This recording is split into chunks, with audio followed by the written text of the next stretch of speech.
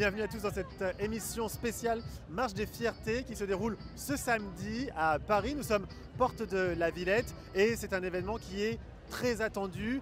Ici, il vient clôturer un mois de festivités, le mois des fiertés qui a donc commencé début juin et qui s'est déroulé partout en France avec des marches des fiertés telles que vous les avez ici. Eh bien, il y en a eu pendant tout ce mois de juin en France et on clôture ce mois ici avec cette marche qui va débuter dans quelques instants. Tout le monde se prépare, le moment où je vous parle, vous le voyez derrière moi, regardez, tout le monde a le sourire, tout le monde s'amuse et c'est bien ça l'esprit de cette marche des fiertés. Alors comment ça se déroule concrètement? Il y a à peu près 70 chars qui vont déambuler depuis porte de la Villette jusqu'à place de la République ici à Paris, à peu près 80 000 personnes, 200 bénévoles de l'inter-LGBT qui depuis 9 h ce matin préparent pour sécuriser l'ensemble des accès et puis pour faire en sorte que ce moment soit une belle fête. On a décidé de vous faire vivre ce moment aujourd'hui sur 20 minutes TV. Nous allons rencontrer des associations, nous allons rencontrer par exemple le Refuge, nous allons rencontrer À Outrance, toutes ces associations qui œuvrent au quotidien en faveur de la communauté LGBTQIA+. Et puis, si vous avez regardé 20 minutes TV, vous avez vu que toute la semaine, on a presque dédié notre antenne à la communauté avec des débriefs infos, des infos qui vous ont permis de mieux comprendre ce mouvement. Une marche des fiertés aujourd'hui dans un contexte un peu actuel, à 48 heures des législatives. Ici, les associations évidemment sont inquiètes. Elles vont nous en faire part également pendant cette émission. Et ce que je vous propose, c'est de commencer avec le président de l'inter-LGBT que nous avons rencontré ce matin au moment de la préparation. C'était l'accueil des bénévoles. Et évidemment, James, président de l'inter-LGBT, attendait ce moment avec impatience. Écoutez-le. On attend avec impatience, on a hâte de voir le monde, on a hâte de voir les chars aussi sur l'ensemble du parcours et de voir cette manifestation historique. On a hâte. Alors, ce qu'on ne voit pas d'habitude, parce que quand on vient sur la marche, tout est déjà prêt, c'est toute l'effervescence qu'il y a justement avant la marche, tous ces bénévoles qui arrivent, et ils vont être, je crois, pas loin de 200 aujourd'hui. C'est vrai, cette année on a été très ambitieux et on a lancé une grande campagne pour avoir plus de bénévoles et donc on a doublé le nombre de bénévoles, ce qui fait un paquet de monde autour de nous. On a entre 150 et 200 bénévoles, plus des partenaires qui sont là aussi pour nous aider à la sécurisation et une cinquantaine de personnes aussi dans l'orga, donc ça fait un gros monde qui est là justement pour être les yeux et s'assurer que tout marche pendant la marche. C'est important d'en parler des bénévoles parce que sans les bénévoles, c'est pas possible. Sans les bénévoles, il n'y aurait pas de marche et on pourrait annuler justement et la marche et l'ensemble des actions. Et donc chaque année, c'est hyper important pour nous d'arriver à mobiliser du monde. Et donc c'est pour ça aussi qu'on met en place des petits goodies, des choses qui peuvent un peu intéresser les gens pour que justement venir à la marche, ça soit un plaisir aussi pour eux. Parce que c'est une autre façon de militer, c'est une autre façon de marcher et de profiter aussi de l'ambiance, mais en nous aidant. Alors, militer justement, cette année, le thème la transphobie, pourquoi ? Parce que tout simplement, depuis plusieurs mois, on voit que les propos transphobes, la haine transphobe a pignon sur rue et il y a eu des propositions de loi transphobes qui ont été votées au Sénat ou déposées à l'Assemblée nationale. Et pour nous, c'est intolérable de laisser cette parole transphobe, cette haine et finalement cette envie de débattre de l'existence des personnes trans dans l'espace public et dans les instances du gouvernement. Et donc du coup, pour nous, c'était important de montrer que l'ensemble des personnes LGBTQIA+, elles étaient mobilisées, elles étaient solidaires, elles étaient unies pour faire face contre la transphobie. Parce que les personnes trans, encore aujourd'hui, elles sont stigmatisées, on leur oblige à passer par un parcours finalement de prouver qu'elles sont discriminées pour pouvoir avoir accès à un changement d'état civil. Aujourd'hui, elles doivent passer devant le juge. Nous, ce qu'on demande, c'est que le changement d'état civil il soit libre, gratuit et finalement fait devant devant un officier d'état civil. Et ça, c'est important pour nous aussi de montrer qu'il faut qu'on arrête aussi de demander aux personnes trans de vivre des discriminations pour prouver qu'elles sont légitimes à demander un changement d'état civil. On est en pleine période d'élection, c'est là ce week-end. Vous avez des craintes par rapport à ça justement, par rapport à ce discours et par rapport à ce qui pourrait se passer là dans les jours à venir? Clairement, on sait que si à l'issue des élections, on a des personnes hostiles à nos droits qui sont élues, on va morfler carrément. On voit qu'il y a déjà eu beaucoup d'appels à la haine vivement dans 3 semaines pour aller casser du PD. On a eu des agressions qui se sont faites en amont des marches ou des personnes aussi qui se sont fait poignarder avec des tournevis. Je pense à une personne trans qui s'est fait poignarder par des tournevis. Ça, ces augmentations des actes LGBTI-phobes, on est en pleine augmentation depuis plusieurs mois. On a alerté le gouvernement aussi en avril dernier et on sait que ça va augmenter quoi qu'il arrive, parce que justement ça participe à libérer une parole décomplexée et de plus en plus virulente à l'encontre de nos personnes, à l'encontre de nos identités et à l'encontre de nos symboles. Quel message vous auriez envie de faire passer là justement aux gens qui nous regardent, qui sont peut-être dans des situations délicates ou pas d'ailleurs? Qu'est-ce que vous auriez envie de leur dire? Déjà qu'on est là, l'ensemble de la communauté LGBTQIA+, elle est là pour vous. On voit, on ne reste pas silencieux. Il y a des associations qui sont là aussi pour aider, des associations spécifiques, spécialisées, faites par des personnes concernées.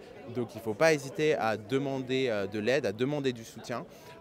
Et il faut qu'elles ont l'assurance qu'on est là aussi pour que ça s'arrête, que la transphobie s'arrête, qu'on soit enfin en paix avec cette question-là. Et elles ont toute leur place et elles n'ont pas besoin de se cacher ou de disparaître. On ne bougera pas. On peut parler de l'année prochaine, parce que je crois que c'est un petit événement l'année prochaine, il y a un anniversaire. Oui, ça sera nos 25 ans pour l'inter-LGBT, donc on pense que ça va être une très grosse année aussi. On prépare plusieurs événements, on a envie justement de montrer que ça fait 25 ans qu'on organise la marche des fiertés, mais ça fait aussi 25 ans qu'on milite, qu'on entre un peu en résistance contre les LGBT-phobies, et donc ça va promettre d'être une très grosse année. Merci beaucoup James, et puis bonne marche. Merci, vous aussi.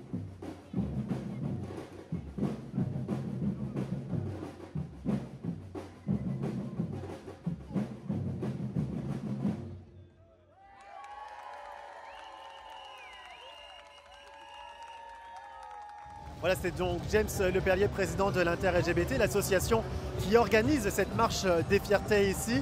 Une marche des fiertés qui bat son plein. 80 000 personnes sont attendues dans les rues de Paris. Ils vont se rendre jusqu'à la place de la République où un grand podium attend le public avec notamment Bilal Hassani ou encore Eddie De Pretto ce soir qui seront en concert ici à Paris à l'occasion de cette grande marche des fiertés. Et puis cette marche des fiertés, c'est aussi des associations qui se rassemblent et qui viennent animer toute cet après-midi, comme ces danseuses que nous avons là depuis le début de cette émission. Et on a Amy avec nous justement. Amy, ça va? Ouais, ça va super bien. Bon alors, j'imagine hyper content d'être là aujourd'hui. Ah super contente, les filles sont ravies, ça va être génial. Voilà, vous venez de où? Vous êtes des danseuses, c'est ça? Et vous venez de où? On est des danseuses et on est en collaboration avec Tribago France, une association qui permet d'organiser tout ça, c'est génial. Tous les costumes sont faits main, c'est super. Tout est fait main, tout ce que vous portez sur vous? Oui, ça a pris 1 an de travail. Waouh! Et alors on peut vous retrouver à quelle occasion par exemple? Et bien là on passe en octobre au niveau du carnaval tropical et on peut nous retrouver aussi le 25 juillet. D'accord, bon super. Ça vous fait quoi d'être ici, dans cette ambiance? Pourquoi c'était important pour vous d'être là? Parce que c'est génial, parce qu'on devrait tous s'aimer et pas avoir honte de qui on est tout simplement. Donc on est là pour danser, pour revendiquer ça. Voilà. On ne devrait pas avoir honte de s'aimer, ça c'est génial. Ouais. Merci beaucoup Amy, en tout cas on vous souhaite beaucoup de plaisir cet après-midi et il va y en avoir parce qu'il y a beaucoup de monde, il y a beaucoup de musique. Par contre, vous risquez d'avoir mal aux pieds ce soir. Oh oui, je pense que ce soir on va bien dormir. Et nous aussi. Merci beaucoup Amy, amusez-vous bien. Et puis voilà, c'est ça cette marche des fiertés, ce sont des rires, des joies, on s'amuse dans une seule et même cause, évidemment, la défense des droits humains notamment, faire en sorte que tout le monde soit sur un même pied d'égalité, des valeurs donc de partage et de tolérance. C'est ce que tout le monde nous répète ici depuis ce matin et c'est l'esprit de cette marche des fiertés. Vous comprenez, une marche des fiertés qui aura une couleur relativement politique aujourd'hui, en pleine législative, il y a des messages à faire passer et c'est bien pour ça que nous passons d'à peu près 60 000 personnes l'année dernière à 80 000 cette année et tout le monde a ce même discours, défendre cette communauté LGBTQIA+. Et vous voyez sur les images de Pierre Humet, le monde est là et ça promet d'être une belle journée. Je vous rappelle le programme parce qu'on va se retrouver dans quelques instants après les pubs. Nous, on va vous faire vivre la marche des fiertés pendant 1 heure sur 20 minutes TV. Vous pourrez bien évidemment retrouver le replay sur 20minutes.tv. Et si vous êtes à Paris ce soir, ce concert, le grand podium, Bilal Hassani et notamment Eddie De Pretto qui se sont prêtés, qui ont accepté de venir sur cette marche des fiertés. Restez avec nous, on se retrouve dans un instant au cœur de cette marche des fiertés. A tout de suite.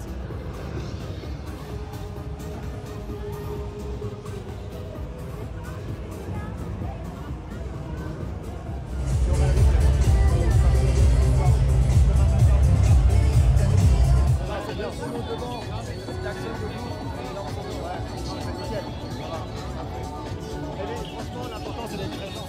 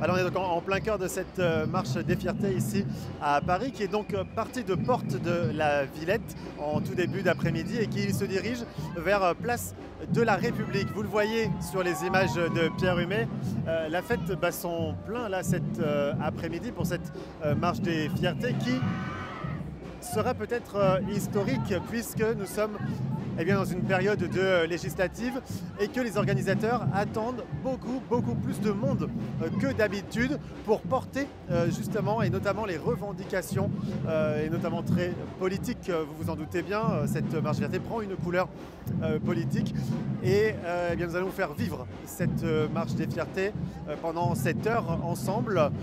Nous allons rencontrer des associations, notamment nous avons rencontré en première partie le président de l'Inter-LGBT qui organise cette marche des fiertés, qui a notamment fait un clin d'œil aux bénévoles. Ces bénévoles, ils sont quasiment 200 et sans eux, rien ne serait possible évidemment pour assurer, vous le voyez tout autour de moi, la sécurité du cortège. Le cortège qui cette année voit revenir des chars qui n'étaient plus là depuis quelques années.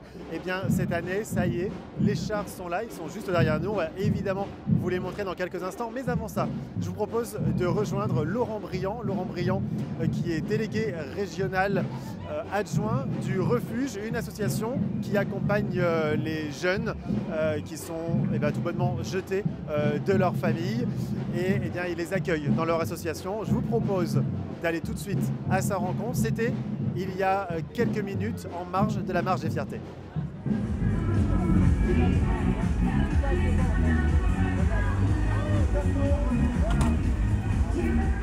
Et donc au moment où je vous parle là, nous sommes sur l'installation, nous sommes sur l'avant-marche. Vous le voyez sur les images de Pierre Humet derrière moi. Les chars sont en train de se mettre aux couleurs tout simplement de la marche qui va prendre son départ ici dans quelques minutes, porte de la Villette, pour se diriger vers Place de la République. Et on va prendre un instant pour parler du refuge avec Laurent. Laurent est délégué régional adjoint du refuge ici en Ile-de-France. Merci Laurent de prendre un petit peu de temps avec nous, parce que là depuis ce matin c'est sport dans la préparation. Oui, on s'affaire depuis 9h ce matin pour essayer de faire en sorte que le char pour la marche des fiertés 2024 soit le plus visible, parce qu'on a besoin aujourd'hui de montrer qu'on existe, parce que le contexte actuel fait que c'est important.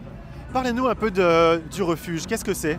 Alors rapidement, le refuge est une fondation qui date de plus de 20 ans et sa mission principale, c'est d'accompagner et d'héberger des jeunes qui sont rejetés par leur famille pour leur orientation sexuelle ou affective, ou même leur identité de genre, voire même le questionnement de genre. D'accord. Donc j'imagine qu'il y a toute une dimension d'accompagnement, parce qu'ils arrivent chez vous, ils sont peut-être parfois un peu perdus, ils ne savent plus finalement. L'idée, avec la ligne d'écoute, on est là pour les accompagner de A à Z, de les réinsérer socialement.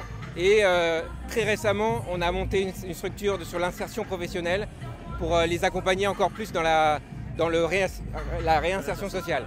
Ça veut dire concrètement comment ça marche? Un jeune quitte sa famille, il peut vous appeler, il y a cette ligne d'écoute, le numéro s'affiche en ce moment, et ensuite il se passe quoi pour lui? Alors, il ne quitte pas vraiment sa famille, il y a vraiment une action de rejet de son cercle familial.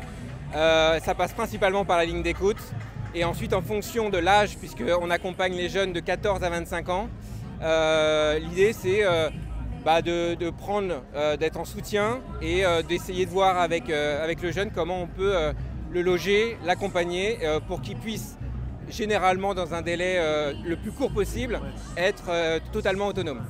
Alors là on est en Île-de-France, mais il y a des refuges partout en France? Oui, on est présent dans 18 départements en termes d'hébergement et au moins 11 départements sur la sensibilisation, parce qu'en fait on sensibilise aussi les jeunes dans les établissements scolaires. Donc c'est plus de 4000 collégiens lycéens qui ont été sensibilisés l'année dernière. Comment est-ce qu'on peut vous soutenir justement, là pour les gens qui nous regardent, qui aimeraient peut-être vous aider, comment est-ce qu'ils peuvent faire? Alors déjà aujourd'hui, venez autour du char Le Refuge, mais choisissez n'importe quel char. L'idée c'est d'être le plus nombreux possible pour qu'on puisse montrer que la communauté existe et qu'on fera les choses pour faire en sorte que les mentalités évoluent. Après il y a le don évidemment sur le site internet et de nous suivre sur les réseaux sociaux, notamment Instagram. Et devenir bénévole? Exactement, on manque de bras dans toutes les régions de France. Donc si vous avez envie de devenir bénévole, il suffit d'aller sur notre site et de porter candidature. Pourquoi c'est important d'être ici pour vous et encore plus dans le contexte actuel? Ça n'a échappé à personne. Je pense que le contexte actuel fait qu'aujourd'hui on a besoin encore plus de se mobiliser et de montrer notre diversité et tous les engagements qui sont les nôtres. Toutes les associations qui sont là vous montrent qu'il y a vraiment un engagement fort, tant que ce soit bénévole, salarié, mais les jeunes eux-mêmes. Et vous verrez tout à l'heure, je pense qu'il y a beaucoup de choses, ça vous montrera tout ça. Et il y a une question que j'aime bien poser, c'est à tous ces jeunes qui potentiellement là nous regardent, qu'est-ce que vous auriez envie de leur dire? Énormément de choses évidemment, mais je pense qu'il faut être fier de ce qu'on est, parce qu'en fait on n'a qu'une seule vie et qu'il faut en profiter à fond. Et même si vous êtes dans la souffrance, le refuge sera là pour vous accueillir et vous aider. Merci beaucoup Laurent. Merci.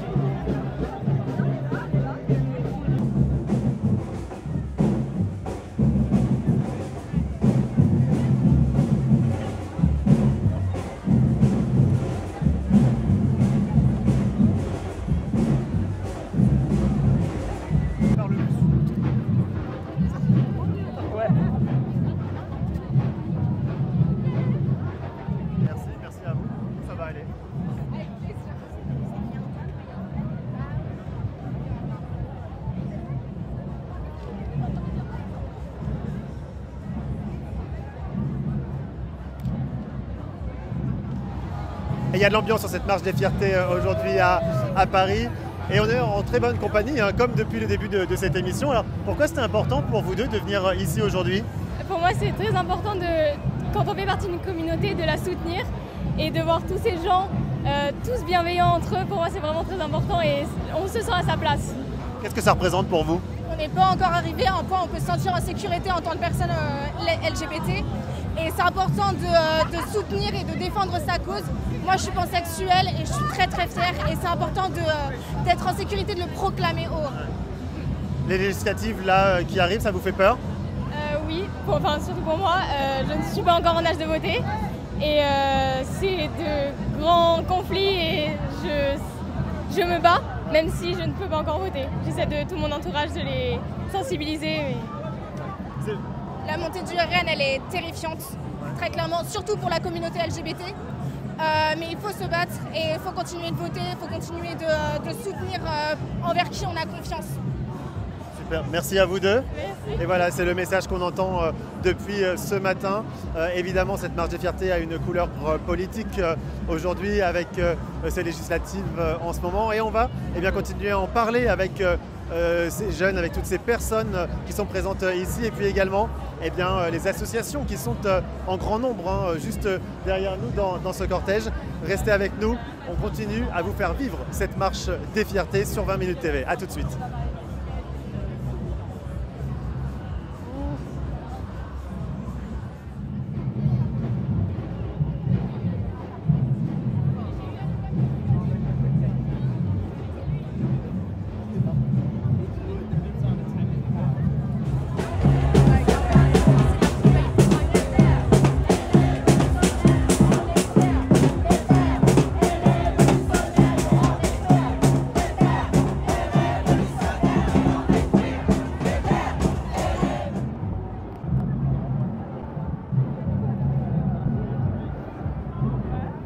On est toujours en plein cœur de cette marche des fiertés et vous le voyez sur les images de Pierre, il y a énormément de monde aujourd'hui. Pourquoi c'était important pour vous d'être là aujourd'hui? Parce qu'à mon époque, on n'avait pas forcément ces droits-là et je trouve qu'aujourd'hui, c'est important que les jeunes puissent aimer qui ils veulent. Le fait qu'il y ait beaucoup de monde aujourd'hui, les organisateurs disent même plus de monde que d'habitude. Ça représente quoi pour vous? Il y a un côté rassurant, il y a une prise de conscience? Ouais, ça montre que les gens ont vraiment pris conscience que l'amour c'était pour tout le monde, c'était pas juste les couples hétéros, et que les jeunes en fait osent maintenant. Ouais, non, justement, s'il y avait un message à dire aux jeunes, ce serait lequel? Oser, tout simplement. Oser être vous. Ouais. Ouais. Voilà, oser être vous. C'est ce qu'on entend depuis ce matin ici sur la marche des fiertés et on va vous la faire vivre évidemment pendant toute cette heure. Elle est partie de Porte de la Villette, elle se dirige vers la place de la République avec une arrivée en fanfare puisque sur le grand podium ce soir, il y aura notamment Bilal Hassani ou encore Eddie Dopreto. C'est une soirée exceptionnelle qui se prépare ici pour un événement exceptionnel qui vient clôturer ce mois de marche des fiertés qui a duré tout le mois de juin partout en France pour défendre les droits de la communauté LGBTQ+. Et on a parlé de ça toute la semaine sur 20 Minutes TV. Vous pouvez retrouver toutes nos vidéos sur 20minutes.tv. N'hésitez pas, restez avec nous, on revient dans un instant.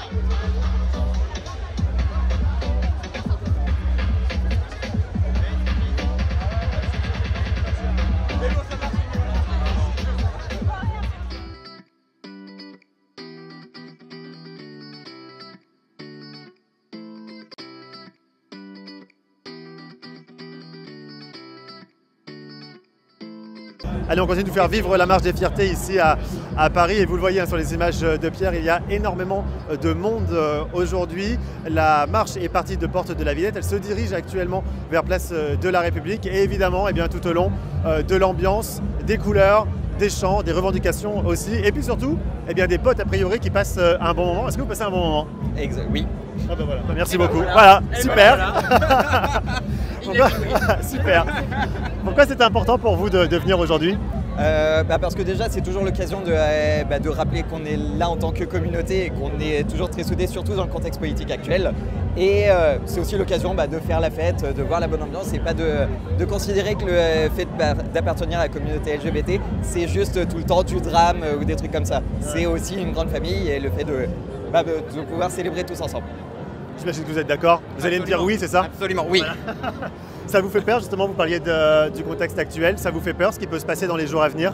Ah moi oui, complètement. Pour moi c'est important d'aller voter demain. Moi je suis gay, ma sœur est trans et pour moi en fait c'est pas juste une élection, c'est mes droits et les droits pour les prochaines années pour pouvoir se marier, pour pouvoir que ma sœur elle continue sa transition. Donc c'est super important pour moi aujourd'hui d'aller voter et de rester engagé parce que c'est pour les prochaines années quoi, c'est pas juste maintenant quoi. Qu'est-ce que vous auriez envie de dire aux gens et aux jeunes qui nous regardent, peut-être des plus jeunes que vous, qui nous regardent aujourd'hui? Qu'est-ce que vous auriez envie de leur dire, peut-être en message d'espoir par exemple? Alors attention, je passe à qui, au troisième? Ah bah allez, super, pas de pression surtout. Non, ce qu'il faut, et c'est le but de cette marche, c'est qu'il n'y a rien de plus satisfaisant et à célébrer que prendre conscience de soi-même et s'apprécier en tant que personne.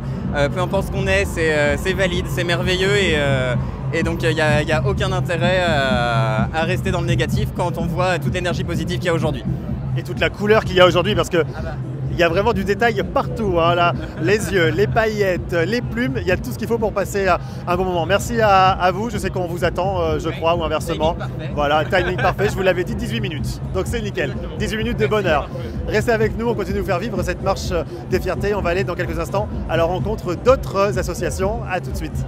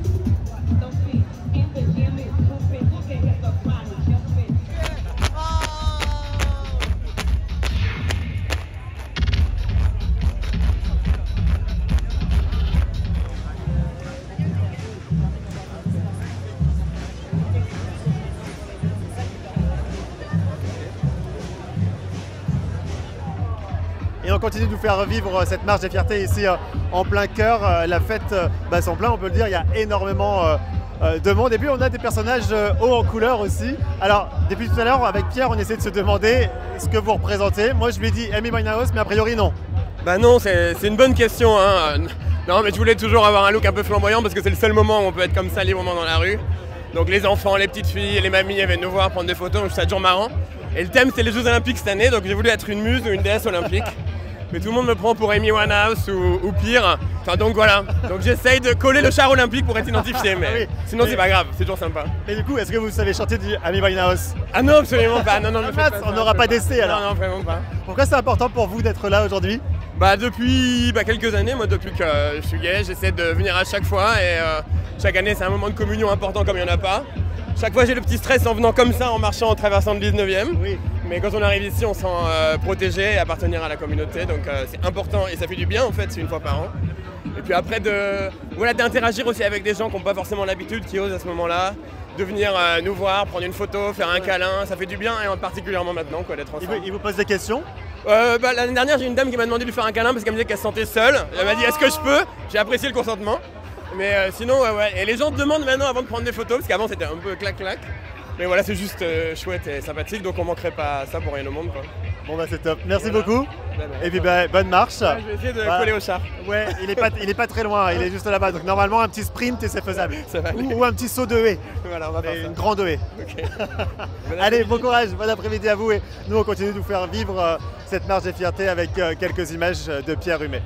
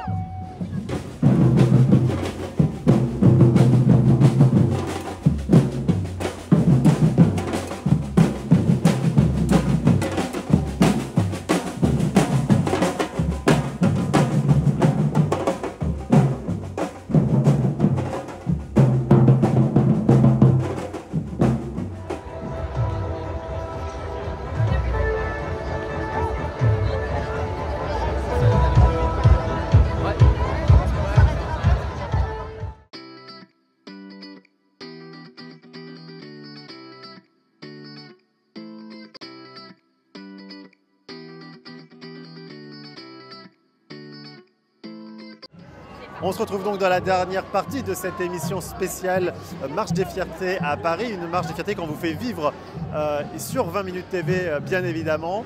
Dans cette dernière partie, nous allons continuer à vous faire découvrir en immersion depuis la marche tous ces acteurs qui au quotidien œuvrent en faveur de la communauté LGBTQIA+. Et dans quelques instants, nous retrouverons notamment Anaïs. Anaïs dirige l'association À Outrance. Elle va nous en parler dans quelques minutes. Et puis bien évidemment, ici, c'est la fête qui règne. Et ça aussi, on vous le fait découvrir sur 20 minutes TV. Vous pourrez d'ailleurs voir et revoir toute l'émission et toutes les émissions qu'on a fait cette semaine sur ce même thème sur 20 minutes.tv et évidemment sur tous nos réseaux. Je vous laisse en compagnie d'Anaïs qu'on va retrouver, enfin plutôt qu'on a rencontré il y a quelques instants tout devant la marche des fiertés. Écoutez-la.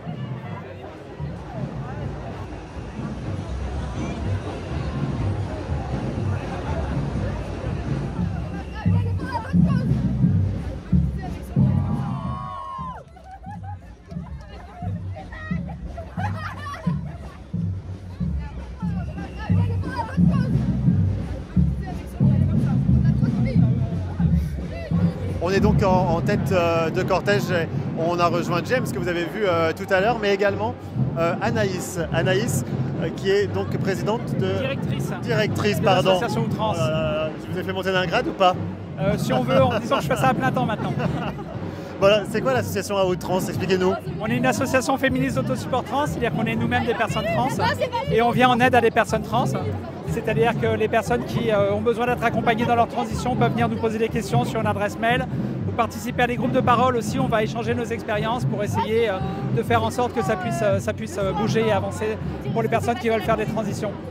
Le constat, c'est quoi? C'est qu'il n'y a pas assez d'informations encore, c'est pas assez connu, c'est méconnu. On ne sait pas quels sont les droits, comment on fait.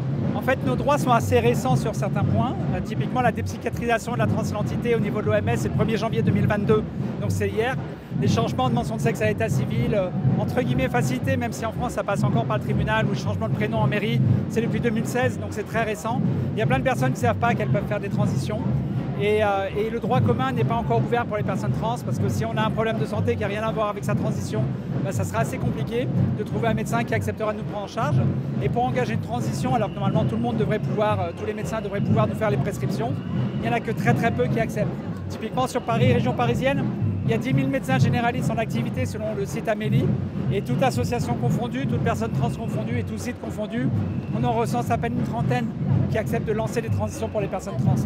Donc en fait, notre travail il est nécessaire dans ce cadre-là, parce qu'en tant que personne trans, le fait d'être trans, ce n'est pas une vulnérabilité, mais par contre, on est vulnérabilisé par la société qui considère que les personnes trans ne sont pas encore des personnes tout à fait normales et donc qu'il faut prendre plein de précautions. Et on voit en plus, là, il y a plein de campagnes ces derniers temps qui sont développées contre les personnes trans, que ce soit contre les femmes trans, du côté de Ramuto Marguerite Stern avec un bouquin qui est juste immonde et qui a été soutenu indirectement parce qu'il n'y a pas eu de dénonciation de la part de la ministre en charge de la lutte contre les discriminations, en l'occurrence Aurore Berger. Et on a de l'autre côté les sénateurs et les sénatrices LR qui ont déposé une proposition de loi pour interdire les transitions pour les mineurs trans. Donc on se fait attaquer vraiment de tous les côtés. Et quand on voit qu'en même temps, dans le cadre de la campagne législative telle qu'elle s'est lancée, le président Macron a utilisé les personnes trans pour faire peur, simplement pour faire peur, pour jouer sur la crainte, sur la peur, sur le rejet, alors que normalement un président de la République devrait s'assurer de l'unité nationale, devrait s'assurer de la protection des personnes les plus vulnérabilisées, devrait s'assurer de l'accès aux droits de tout le monde. C'est l'inverse qui s'est passé. Au contraire, il a utilisé les personnes trans pour essayer de faire peur dans un argumentaire en disant que les changements de l'état civil en mairie, qu'il a appelé lui changement de sexe, en laissant entendre que potentiellement il y aurait des opérations sur la table du maire, qu'en mairie c'était quelque chose d'ubuesque et que pour lui c'était un changement de civilisation. Là où ça nous pose un sujet, c'est que dans la civilisation que l'on connaît, que l'on défend, la civilisation française, celle du défenseur des droits qui depuis 2016 demande ces changements de mention de sexe à l'état civil en mairie de façon déclaratoire, celle de l'Europe des droits humains aussi, où tous les pays européens autour de nous, à l'exception de l'Italie qui est notable, mais ça reste l'Italie, mais que ce soit la Belgique, le Luxembourg, l'Allemagne dernièrement, la Suisse, l'Espagne, le Portugal, et Ça fait plaisir d'entendre ça. Ça fait du bien d'avoir des gens qui nous soutiennent. Et dans tous ces pays-là, le changement de mention de sexe à l'état civil se fait de façon simplement déclaratoire et ça marche super bien. Donc en fait, en France, on attend ça. Malheureusement, ça n'a pas été le cas en 2016 parce que la loi n'était pas complète. Et on a besoin que ça puisse avancer et tout le monde dit qu'il faut que ça avance maintenant. Dans votre accompagnement, j'imagine qu'il y a toute une dimension psychologique également, quand on ne sait pas justement où on va, par rapport au regard des autres également. Vous avez cette dimension-là à prendre en charge? Alors, ce qui se passe, c'est que quand on parle de transidentité, il y a beaucoup de psy, je dis exprès psy, parce que la psychiatrie et la psychologie est souvent assez mélangée dans l'ensemble, étant donné que, comme je le disais, la dépsychiatrisation, c'est le 1er janvier 2022, donc quand on parle de transidentité, on entend psy et souvent on entend psychiatrie. Et en l'espèce, il peut y avoir des personnes trans qui, de par les vulnérabilités qu'on peut avoir en tant que personne trans, la précarité, le harcèlement, qu'on peut avoir, les agressions qui sont malheureusement de plus en plus nombreuses, on a besoin d'avoir un accompagnement et un soutien psychologique. Et nous, en tant qu'association, on a déjà le soutien des pairs. On est nous-mêmes des personnes trans et le fait de se retrouver dans des groupes de parole à 60-70 personnes où on n'a que des personnes trans autour de nous, ça fait un bien fou.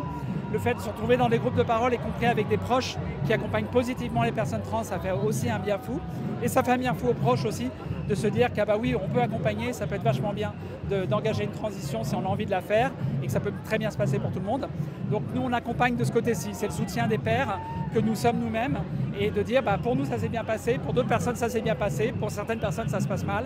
Mais on va faire en sorte que ce soit plutôt la norme sur les personnes qui sont bien passées plutôt que pour les personnes pour qui ça se passe mal et qu'on lutte pour que le droit commun puisse être accessible tout le temps aux personnes trans, que nos droits soient accessibles partout et reconnus partout. Comment est-ce qu'on peut vous retrouver ? On peut nous retrouver sur le site de l'association outrance.org, c'est assez simple à retrouver. Et on a toutes les dates pour les groupes de parole qui se tiennent, même pendant l'été on va continuer à en tenir. Et puis on peut aussi aller se renseigner sur notre site outrance.org, sur une page qui résume en une page de quoi on parle quand on parle de transidentité, parce qu'il y a beaucoup de fantasmes là-dessus. Et sur tous les documents qu'on peut avoir aussi en téléchargement gratuit, comme une brochure qui s'appelle Hormones et parcours trans, pour casser les idées reçues sur les parcours de transition, ou OP Trans sur les opérations qu'on peut faire si on a envie de faire et qui, heureusement, maintenant ne sont plus obligatoires, mais qui l'ont été il y a quelques temps. Et donc l'idée, c'est que chacun et chacune puisse faire la transition qu'il ou elle souhaite, sans qu'il y ait d'obligation de faire de transition sociale, médicale ou légale, et simplement vivre son genre intimement ou publiquement.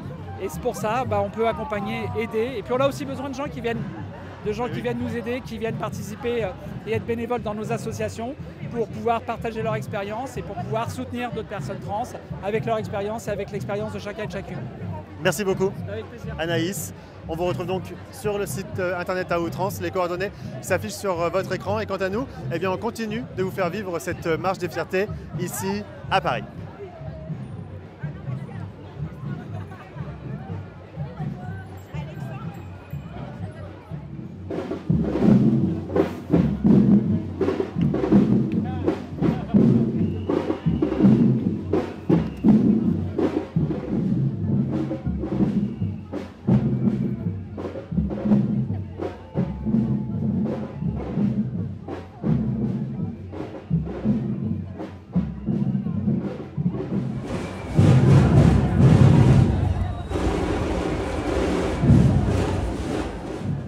On est donc dans la dernière partie de cette émission spéciale Marche des Fiertés ici à Paris. Marche des Fiertés qui est partie de Porte de la Villette et qui se dirige vers Place de la République. Et vous voyez, on s'est mis sous le drapeau emblématique, bien évidemment, pour terminer cette émission. Et je suis encore une fois en très bonne compagnie, comme depuis le début de cette émission.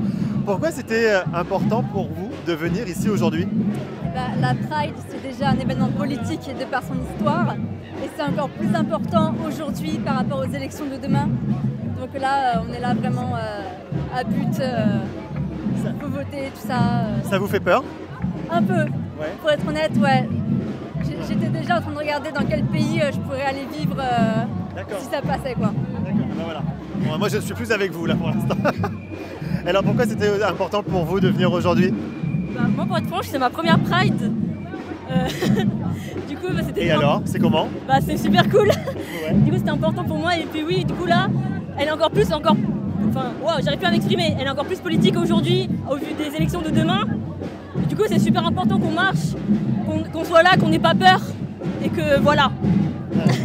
C'est le message que vous avez envie de faire passer. S'il y a un message que vous aviez envie de faire passer aux jeunes qui nous regardent, justement, ce serait lequel? Assumez-vous comme vous êtes totalement normal, vous n'êtes pas seul surtout, et prenez votre temps également. C'est très important de prendre du temps. Si vous aviez un message à faire passer, ce serait lequel?